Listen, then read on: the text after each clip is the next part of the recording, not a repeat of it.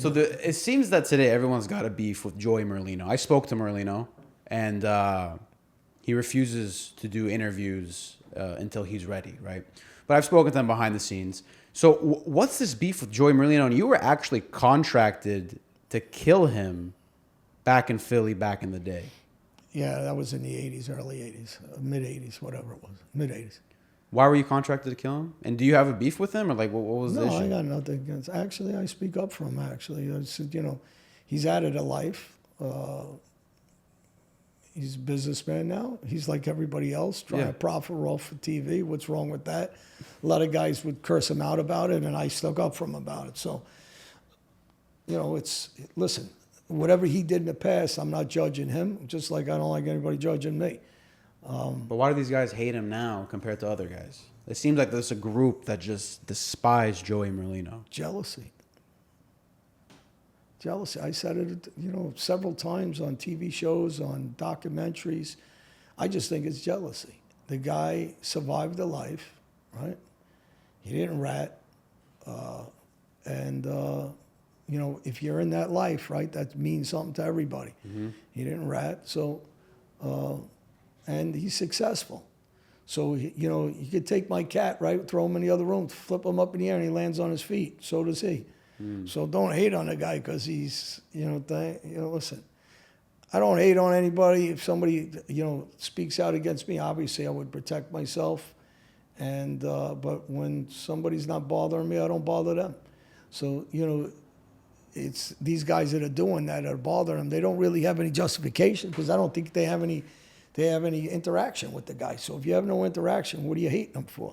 He's making money legitimately in this genre. He's making money in restaurants. He's making money living a good life. He's not killing anybody, so leave the guy alone. Louie Turra contracted you, or tried to contract you to get him back in 1994. Yeah. Why did it was before 94. Was it? Okay. Then I got that day wrong. Why did he want you specifically? Just because he knew you were capable? He had mutual friends that I had, yeah. And they told him, they came out of jail.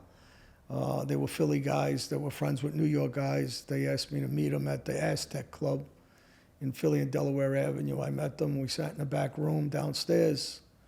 And they offered me a lot of things besides money, opportunities, drug opportunities, parking opportunities, which they gave me as an upfront gesture. And I ended up taking the Aztec Club as was at that time probably making a couple thousand on the weekend. Was pretty good money, just a gesture for me to come and sit down and talk about it. And then I turned them away. I told them, no, Why? I'm not interested. Why? Because they told me what the beef was about, number one. Two, they had an ongoing thing going on for years. They were talking to everybody, trying to get him killed, and back and forth, talking about grenades, doing nonsense. And you called him a cowboy, Louie Turra. You say he was too much of a cowboy. Listen, unfortunately, his father gets killed, I believe, going to a doctor's appointment.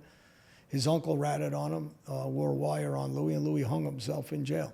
And again, look at the life. Look what it brings everybody. I'm always going to go back to that. And he was a cowboy because of his actions. He was a good-looking kid. He had a son. And he never got to raise his son. A beautiful kid. He had 1 million girls. The guy had a couple of bucks. And you don't need this. This is why I'm always saying the same thing. And I don't really know how that beef started between them or what happened.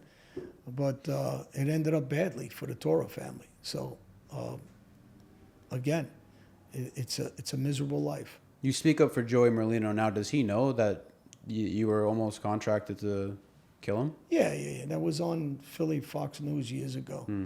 And, he knows. He understood the life. It was nothing against him. I didn't know the guy personally. Later on, I met him. Actually, I went out with him several times with friends of his. And some of those friends of his, their fathers got killed and other people got killed.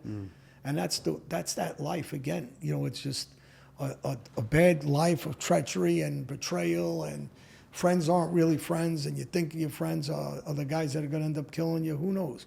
It's just back to the same storyline that it's nothing about friendship, it's about betrayal.